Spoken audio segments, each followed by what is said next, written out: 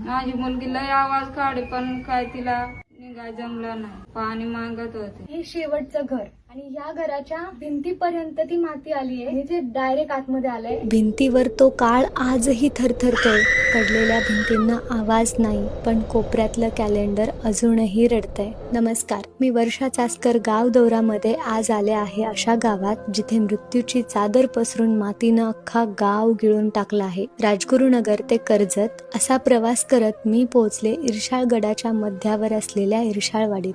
ती रात्र होती 19 जुलै 2023 ची. त्या रात्री आभाळ भस्मासुरासारखं खवळलं आणि सह्याद्रीच्या कुशीत लपलेलं गाव एका घासात गिळून टाकलं. एका क्षणात साऱ्या गावाचं हसणं बंद झालं.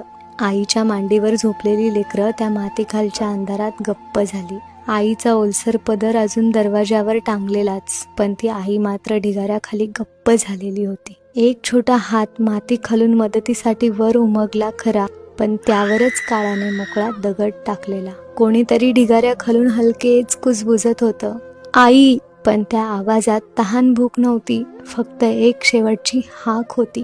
जणू काळाने त्याच्या कोवळ्या गळ्यात मृत्यूचा हात घातलाय. त्या अंधारातही लोक हातात फावडं काठी घेऊन ढिगाऱ्यात आपल्या माणसांचा शोध घेत होती. कधी माती खालून एखादा हात सापडायचा, तर कधी ओळखीचा कपडा, कधी निपचित शरीर, तर कधी आवाजही नाही. कुणाला फक्त फोटो सापडला, तर कुणाला शेवटचा स्पर्शही मिळाला नाही.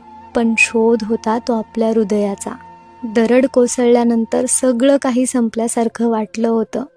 घरं गेली, माणसं गेली, आठवणी मातीत मिसळल्या. पण काही माणसं सोबत उभी होती. सरकार, स्वयंसेवक आणि गावचेच लोक. हळूहळू डोंगराच्या पायथ्याशी एक नवीन इर्शाळवाडी उभी राहू लागली. नवीन घरं बांधली गेली. भक्कम सुरक्षित रस्ता झाला. वीज आली, पाण्याची व्यवस्था झाली. पोरांनी पुन्हा शाळा धरली आणि जुन्या आठवणी हळूहळू भरू लागल्या. हो, सगळी भरपाई झाली असं नाही. आई गेली, वडील गेले, कुटुंब गेलं. त्या जागा कधीच भरून निघणार नाही. पण या गावानं पुन्हा एकत्र येऊन उभं राहण्याचं धाडस दाखवलं. हे फक्त पुनर्वसन नाही, तर एका तुटलेल्या गावाची नव्याने श्वास घेण्याची ही सुरुवात आहे. या गावाला बघून आज असं वाटतंय की एकनाथ शिंदे साहेबांनी या गावाचं केवळ पुनर्वसन नाही केलं, तर या दुर्घटनेत वाचलेल्या लोकांच्या दुःखावर मायेची एक शाल पांघरली आहे.